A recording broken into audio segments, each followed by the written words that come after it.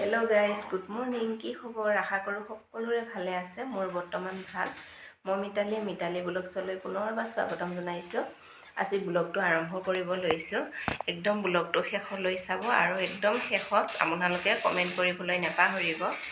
আজি মই দাল খিচিৰি পৰঠা বনাব লৈছোঁ। কিছুসকলে জানে, কিছুসকলে নাজানে দাল খিচিৰি পৰঠা। এনে খিচিৰিটো সকলোৰে খায়,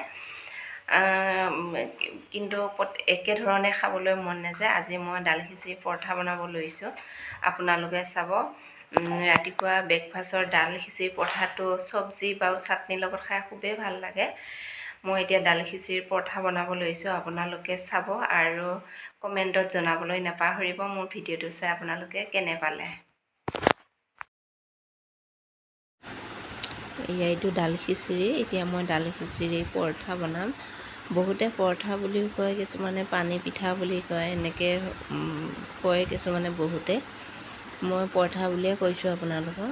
ইয়াতে এইটো বাতিটো লৈ লৈছোঁ। ইয়াতে মই অলপকৈ উলিয়াই লৈছোঁ দাল খিচিৰি।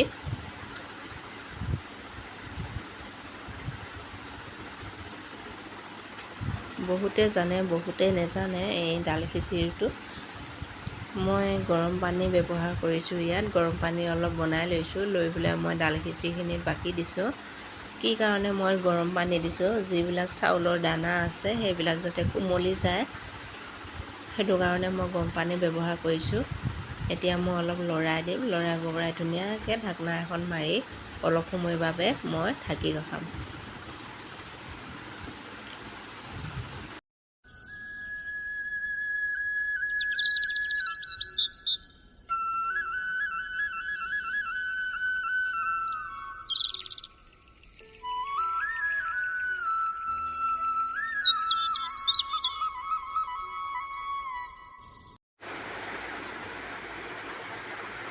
মই ঢাকনিখন এতিয়া খুলি দিলোঁ। আপোনালোকে অলপ মোহাৰি চাব। লৈ পেলাই ধুনীয়াকৈ মোহাৰি যোৱা গম পালে আপোনালোকে জানিব বস্তুটো কোমলি গৈছে। এতিয়া মই ইয়াতে তাৱা এখন পাতি দিছোঁ। তাৱাখনত অলপকৈ তেল দিছোঁ। তেল বেছি নকৰিলেই হ'ল, লাগি ধৰিবৰ কাৰণে অলপমান তেল দিলে হ'ল। মই অলপকৈ তেল দি দিছোঁ। এতিয়া মই পিঠাটো ইয়াতে মই গোটেইখিনি অলপ চামুচেদি মই গোটেইখিনি সানি ল'ম। লৈ পেলাই এতিয়া মই ইয়াতে দি দিম। খালি তেল দিলোঁ। এতিয়া মই দাল খিচিৰিখিনি ইয়াতে দি দিম।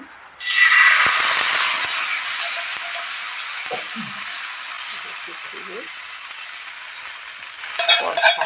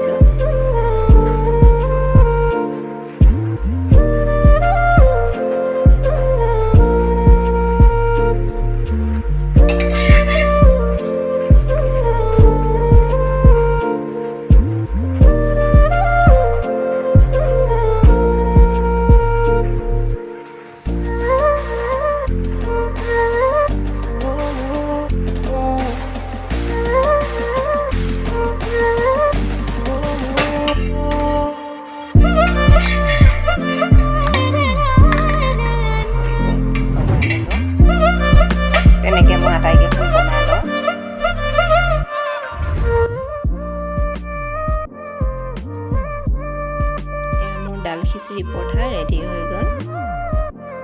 এতিয়া মই ইয়াত চচকে দি ল'ম, কাৰণ এতিয়া চাটনি বনোৱা নাই আৰু চব্জিও মই বনোৱা নাই, সেইটো কাৰণে চচ দিয়ে খাব লাগিব। বহুতে হেল্ডি হয় এইটো দাল খিচিৰিটো। বহুতে খাবলৈ ভাল নাপায় খিচিৰি বনাই, এনেকৈ নহ'লে ইডলি বনাই খাবলৈ খুবেই ভাল লাগে। আপোনালোকে নিজেও খাব পাৰিব আৰু নিজৰ ল'ৰা ছোৱালীকো খুৱাব পাৰিব। বহুতে ভাল দাল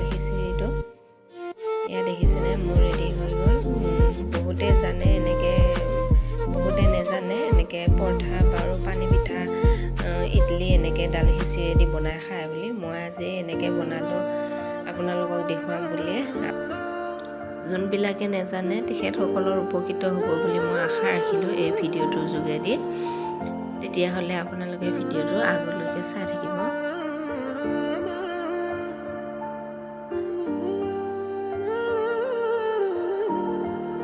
খাই বৈ উঠিলোঁ, এতিয়া মই ৰুমালত ফেব্ৰিক কৰিব লৈছোঁ। ভাবিছোঁ আপোনালোককো অলপ দেখুৱাই দিওঁ বুলি পেলাই মই কেনেকৈ ৰুমালত ফেব্ৰিক কৰোঁ। আপোনালোকে চাব। এয়া মই তলত পেপাৰ এখন পাৰি লৈছোঁ, পাৰি পেলাই মই 4খন ৰুমাল একেলগে পাৰি লৈছোঁ ধুনীয়াকৈ সমান কৰি পেলাই। তাৰপিছত মই ফেব্ৰিক কৰিম এতিয়া, ব্লক ফেব্ৰিক।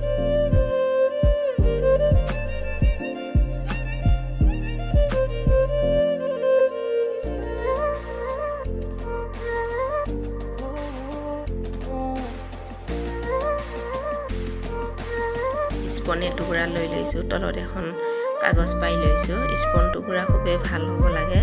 মোৰ স্পন টুকুৰা ইমান এটা ঠিক নহয়। স্পন টুকুৰা ভাল হ'লে ফুলপাহ ধুনীয়াকৈ বহে। এই স্পন টুকুৰাৰ ওপৰতে মই ফেব্ৰিকৰ কালাৰটো উলিয়াই লৈছোঁ। লৈ পেলাই এতিয়া হাতেৰে ধুনীয়াকৈ মিলাই ল'ম যাতে ফেব্ৰিকৰ কালাৰখিনি তলৰ ফালে সোমাই যায় ভিতৰৰ চাইডে। তেতিয়া ফুলপাহ ধুনীয়া হয়, খুবেই ভাল হয়। স্পন টুকুৰা অলপ ভাল লাগে, তেতিয়া ফুলপাহ ধুনীয়াকৈ বহে কাপোৰত। এতিয়া মই মিলাই ল'লোঁ, ব্লকটো লৈ লৈছোঁ। লৈ পেলাই ব্লকটো মই এতিয়া দবাই দিছোঁ। দবাই দিওঁতে যাতে কালাৰখিনি ব্লকটোত লাগি আহে তেনেকুৱা হ'ব লাগে। স্পন টুকুৰা কালাৰ লাগি আহিছে, তথাপিও ইমান এটা ঠিক নহয় স্পন টুকুৰা। তথাপিও মই বহাব চেষ্টা কৰোঁ, আপোনালোকে চাই থাকিলে দেখিব।